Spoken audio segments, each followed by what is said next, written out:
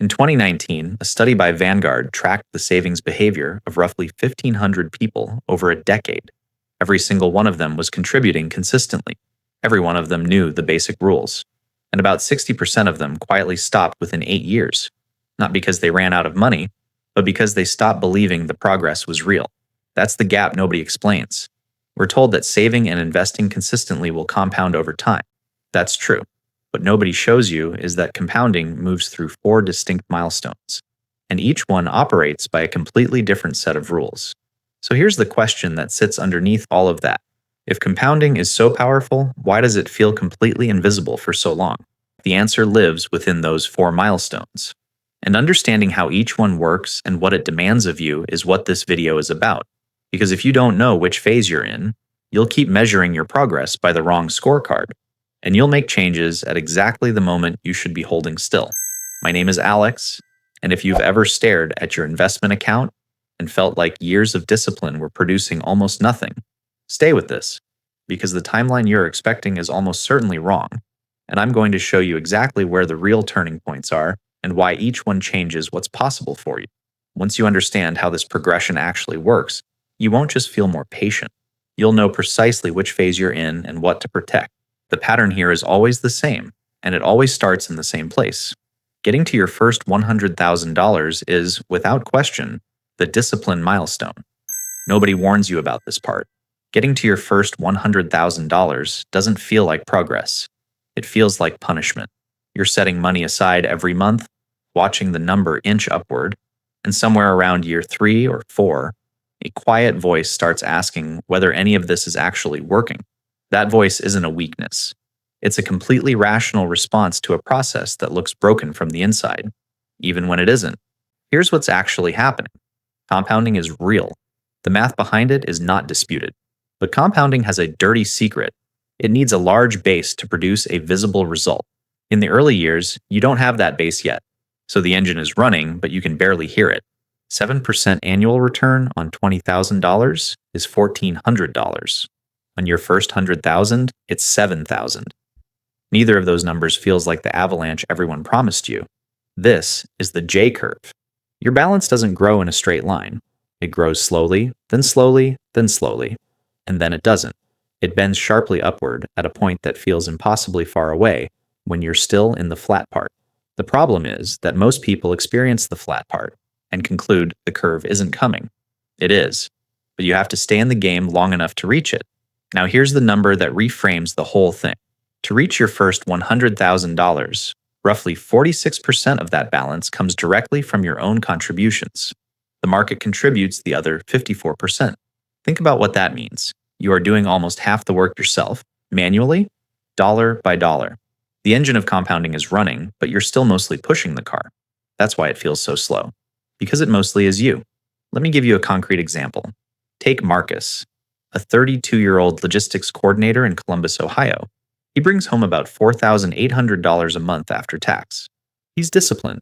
He puts away $600 a month, about 12.5% of his income, into a broad index fund inside his 401k, which is his employer-sponsored retirement account. At a 7% average annual return, Marcus hits his first $100,000 in roughly 9 years. He contributed around $64,800 of that himself. The market added the rest. $35,000 in returns over nearly a decade. That's not nothing. But it's not the number that changes your life either. Here's what that timeline actually means, though. Marcus started at 23. He hits 100,000 at 32. And the next 100,000? That only takes about 5.5 more years. Same contribution, same return rate, nearly 3 years faster. He's not doing anything different. The base is just bigger now. So the same percentage return produces a larger absolute number. This is the mechanism. It's not magic. It's arithmetic. But arithmetic that takes years to become visible. And that invisibility is genuinely dangerous. Not because the process isn't working, but because our brains are wired to abandon things that don't produce feedback. You save consistently for 4 years, your balance is at $38,000, and it feels like you could have made more selling things on the weekend. The feedback loop is broken by design in this phase. The reward isn't coming yet. And so this first milestone, more than any other, is a test of whether you can keep executing a plan when the evidence that it's working is almost completely absent. This is exactly where most people quit. Not in year 1 when the motivation is fresh. In year 4 or year 5, when the novelty is gone, the balance still looks small. A 2024 Fidelity analysis found that participants who paused contributions for even 2 years during this early accumulation phase arrived at retirement with portfolios averaging 31% smaller than those who stayed consistent. 31%. Not because the market punished them, because compounding needed those years, and they weren't there. So what do you actually do with this? You redefine what progress looks like in this phase. Progress here is not a balance that impresses you. Progress is the habit of staying intact. The automatic transfer is going through. The contribution rate is holding steady or increasing. That is the only scorecard that matters between $0 and $100,000. The number on the screen is almost irrelevant. The behavior producing it is everything. There's also something worth saying about the psychological weight of this phase. It is heavier than anyone admits. You're watching friends spend money you're saving. You're delaying things. You're making a bet on a future version of yourself that doesn't exist yet. That requires a specific kind of trust, not in the market, but in time itself. And time is the one thing this phase asks you to give before it gives anything back. Marcus gets to $100,000, and it doesn't feel like a celebration. It feels like relief, like the first breath after a long hold. And it should, because the hard part is behind him. From here, the ratio starts to shift. His contributions still matter, but something else is quietly beginning to take over. That shift has a name, and it happens in the stretch between $100,000 and $650,000, in what you could call the acceleration phase. Most people never see this phase coming, not because it's hidden, but because nobody talks about it. Every conversation about compounding jumps straight from be patient in the early years to one day you'll be a millionaire. The middle stretch, the long climb from $100,000 to $650,000, gets skipped entirely. And that's a problem, because this phase is where the entire nature of the game quietly changes. And if you don't know what to watch for, you can make decisions that cost you years. Here's what's actually shifting during this stretch. In the early phase, your contributions did most of the work. You were the engine. But somewhere between $100,000 and $300,000, that ratio starts to move. Your monthly deposits are still going in. They still matter. But the percentage of your total growth coming from returns, rather than contributions, begins to climb. Slowly at first, then faster. By the time you approach $600,000, the market is doing more of the heavy lifting than you are. You didn't change anything. The math just caught up to itself. Think about what that means in real numbers. Take someone with $150,000 invested, contributing $1,200 a month at a 7% annual return. In year 1, their contributions add $14,400 to the account. Their investment returns add about $10,500. Contributions are still winning. Fast forward to $300,000, same contribution rate, same return. Now the contributions add $14,400. The returns add around $21,000. The crossover has happened. The account is now growing faster from returns alone than from anything the person is actively doing. That is a fundamentally different financial situation, even though nothing about the person's behavior changed. Let me make this concrete. Consider Diana, a 38-year-old high school principal in Charlotte, North Carolina. She earns $91,000 a year. She's been investing since her late 20s, consistently, without interruption, and she's just crossed $110,000 in her retirement account. She contributes $900 a month. She doesn't think about her portfolio much. She set it up years ago and mostly leaves it alone. Over the next several years, Diana's balance climbs through $200,000, then $250,000, then past $300,000. She notices the account moving faster but can't quite explain why.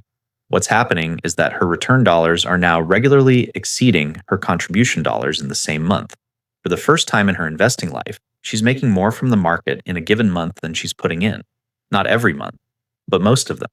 This is also, it's worth saying, where the psychological traps get more dangerous.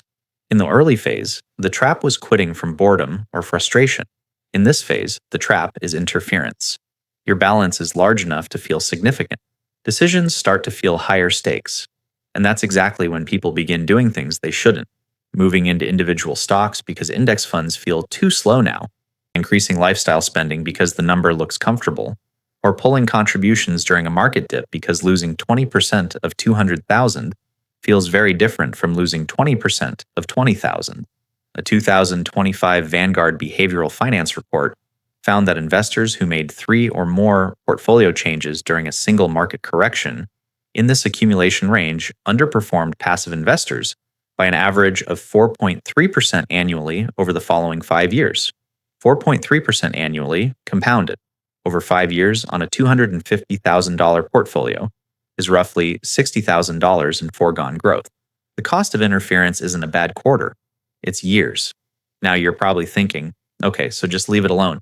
And yeah, that sounds obvious. But it's genuinely hard when the balance is large enough to feel real, and the market is moving in ways that feel threatening. The discipline required here is different from the discipline in phase 1. Phase 1 asked you to keep going despite seeing nothing. This phase asks you to keep doing nothing despite seeing everything. There's also the lifestyle creep problem. Income tends to rise during this stretch. Mid-career promotions, salary increases, maybe a working spouse. And with more income comes more pressure to spend it. The dangerous move isn't buying something expensive once. It's quietly raising your baseline, upgrading the apartment, leasing a better car, adding subscriptions and memberships that compound just as surely as investments do, only in the wrong direction. And every dollar redirected from contributions to lifestyle in this phase doesn't just cost you that dollar. It costs you that dollar's compounding for the next 15 to 20 years. Diana keeps her contributions steady through a job change and a pay raise. She doesn't touch the allocation. She doesn't panic in 2025 when the market drops 11% in 6 weeks. And by 44, her balance crosses $650,000. She logs in one afternoon and runs the numbers out of curiosity. At an 8% annual return, her portfolio is now generating $52,000 a year, without her doing a single thing. That's more than most Americans earn from working. That number is not just a milestone. It is the momentum milestone. The exact point where the question stops being how much you can save and starts being how much your money can earn entirely on its own. Here's the thing about tipping points. You never feel them coming. 1 month, your portfolio is generating a decent return. The next month, the number looks different in a way that's hard to explain. Not dramatically different, just different in kind, not just in size. Like something structural shifted overnight. And in a way, it did. This is what happens at the momentum milestone. $650,000 is not a magic number. It's a threshold. The specific figure will vary slightly depending on your return rate, your contribution level, and the market conditions you're living through. But the mechanism is consistent. Somewhere in this range, your investment returns permanently overtake your contributions as the primary driver of portfolio growth. From this point forward, your money is working harder than you are. Not metaphorically, mathematically. Let's stay with Diana for a moment. She's 44. Her balance just crossed $650,000. She's still contributing $900 a month, $10,800 a year. At an 8% average annual return, her portfolio generates $52,000 in returns that year. She put in $10,800. The market added $52,000. Her contributions are now less than 17% of her total annual growth. The other 83% came from a system she built and then largely left alone. Think about what that ratio means for a second. For over a decade, Diana was the engine. She was the one making it go. Now the engine has its own engine. And that inner engine is running every hour of every day, including the days she calls in sick, the weeks she's on vacation, and every night she's asleep. This is also when something psychological happens that's harder to quantify, but just as important. Your relationship with risk changes, not because you become reckless, but because you have real options for the first time. Before this point, losing your job meant financial stress almost immediately. Now there's a buffer, not just in savings, but in the passive income the portfolio generates. That $52,000 a year isn't sitting in a checking account, but it's growing inside the portfolio and quietly expanding the margin between you and a genuinely bad outcome. That margin is what unlocks real decisions. This is where the numbers stop being abstract and start reshaping actual life choices. Let me give you a concrete example of what that looks like. Take a 40-year-old civil engineer named Patrick, based in Denver, Colorado. Patrick earns $112,000 a year. He's been investing since 29 and just passed the $650,000 mark. For the last several years, Patrick has been quietly unhappy in his role. The work is stable, the pay is good, but the project stopped interesting him around year 6. He's thought about moving into independent consulting. More flexibility, more interesting work, better long term upside, but the income uncertainty always stopped him. At $650,000 invested, Patrick runs the numbers. His portfolio at 8% is generating roughly $52,000 a year in returns. That doesn't replace his salary, but it fundamentally changes his risk calculation. If he moves into consulting and has a slow first year, earning, say, $60,000 instead of $112,000, he isn't starting from zero. He has a financial engine behind him that's still compounding, regardless of what his invoice count looks like in month 4. The portfolio doesn't care that he's between clients. Patrick makes the move. Not recklessly, but he makes it. And the thing that made it possible wasn't a windfall or a promotion. It was a threshold he crossed through 11 years of consistent behavior. That's what this milestone actually unlocks. Not the number itself. The optionality the number creates. The ability to say no to the wrong opportunity without panicking. The ability to say yes to the right one without needing it to work immediately. The freedom to make a career decision based on what you actually want, rather than what you can afford to risk. Now, some people look at $650,000 and think, that's great, but I want the full picture. What does this actually grow into? Here's the math. At an 8% annual return, without adding another single dollar in contributions, $650,000 becomes $1.4 million in 10 years. In 15 years, it will become $2.1 million. Your contributions from this point still accelerate the timeline. But even without them, the base is large enough to carry itself toward the next milestone through return alone. And that next milestone is genuinely different in character from everything before it. Not just larger, different. Because crossing $1 million isn't primarily a financial event. It's a psychological one. The balance no longer tells you what you can't do. It starts telling you what you can. That shift from constraint to possibility, from scarcity thinking to systems thinking, is exactly what defines the freedom milestone.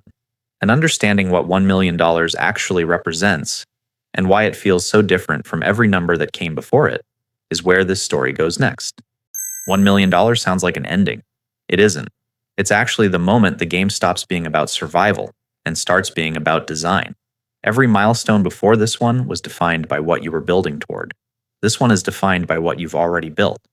And the difference in how that feels, in how you think, how you plan, how you make decisions, is more significant than most people expect before they get there. But before we talk about what it feels like, let's talk about what it actually is. Because $1 million in 2026 is a more nuanced number than it was 20 years ago.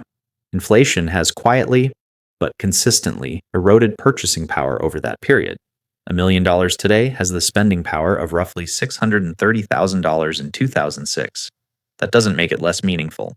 It just means you need to understand what the number actually does for you, mechanically, rather than what the cultural mythology around it suggests. Here is what $1 million actually does.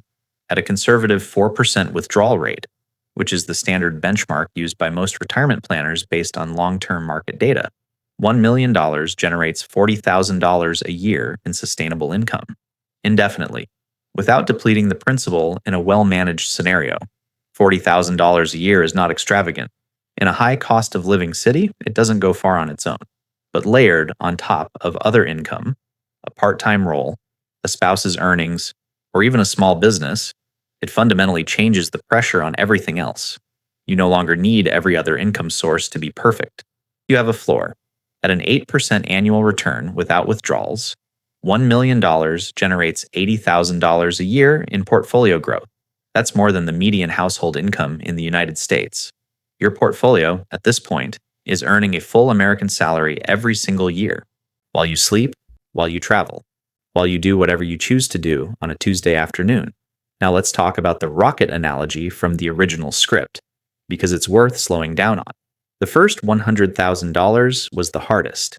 That was the phase where you were burning the most fuel for the least visible result, fighting against the gravity of a small base and the psychological weight of invisible progress. Getting from 100,000 to 1 million required patience, consistency, and frankly, a willingness to trust a process that didn't always feel like it was working. But crossing 1 million puts you in orbit. And in orbit, the rules of motion change. You're no longer fighting gravity. You're coasting on the momentum that the earlier version of you created through years of quiet, unglamorous discipline. Here's where the math becomes almost uncomfortable to look at. To go from 1 million to 2 million, your portfolio needs to double. That's a 100% gain, significant, but you've been watching this engine run long enough to trust it. To go from 2 million to 3 million, you only need a 50% gain on the new base. To reach 4 million, 33%. Each additional million requires a smaller and smaller percentage increase because the base keeps expanding. The avalanche doesn't slow down. It gets heavier and faster with every rotation. Let me make this real with a person. Consider Renee, a 47-year-old regional sales director based in Nashville, Tennessee. She earns $138,000 a year and has been investing consistently since her early 30s. She crosses $1 million at 46. She doesn't retire. She doesn't make any dramatic changes. But something shifts in how she operates at work. 6 months after hitting the milestone, her company went through a restructuring. Her role is altered in ways she doesn't love. 2 years earlier, she would have stayed quiet and absorbed it because the financial risk of pushing back felt too real. Instead, she requests a meeting with the executive team, lays out a counterproposal for her role, and makes clear she's open to a transition if the new structure doesn't change. They negotiate. She gets most of what she asked for, not because she was braver than before, because the $1 million portfolio behind her meant the worst-case scenario was no longer catastrophic. She could afford to tell the truth. That is what this milestone produces, not retirement, not indulgence, leverage, the quiet, calm leverage of someone who has options and knows it. It's worth saying something about the psychological shift directly, because it doesn't get discussed enough. Below $1 million, most financial decisions are made under some degree of scarcity pressure, even for people earning good incomes. Above 1 million, that pressure doesn't vanish, but it changes in character. Decisions start to feel more like choices and less like obligations. You stop optimizing purely for security and start optimizing for meaning. That's not a small thing. That's a fundamentally different way of moving through your working life. And here's what makes all of this feel complete when you pull back and look at the full arc. Each of these milestones, the discipline, the acceleration, the momentum, the freedom, wasn't just a number. Each one was a transformation. That's exactly what the conclusion brings into focus. Because when you see all 4 stages together, the real lesson isn't about money at all. Here's what this whole journey actually reveals. Building wealth isn't a financial challenge. It's a behavioral one. The market doesn't reward the highest earners or the most sophisticated investors. It rewards the people who stay in the game long enough for the math to do what the math does. 4 things to carry forward. First, the early years are supposed to feel slow. That's not a malfunction. That's the price of admission. Second, the hardest phase is always the one where progress is invisible, but the habit is everything. Third, the tipping point doesn't announce itself. You build toward it quietly, and one day the numbers confirm what the process already guaranteed. Fourth, the real return on $1 million isn't the balance. It's the leverage. The ability to make decisions from possibility rather than pressure. Watch for the moment your returns exceed your contributions in a given month. That's the first signal the engine has taken over. There's a question this naturally raises, though. If compounding this powerful exists inside a standard investment account, what happens when you start understanding how tax structure interacts with it? Because that's where a lot of quietly earned returns disappear, and most people never see it coming. If that interests you, subscribe so you don't miss it.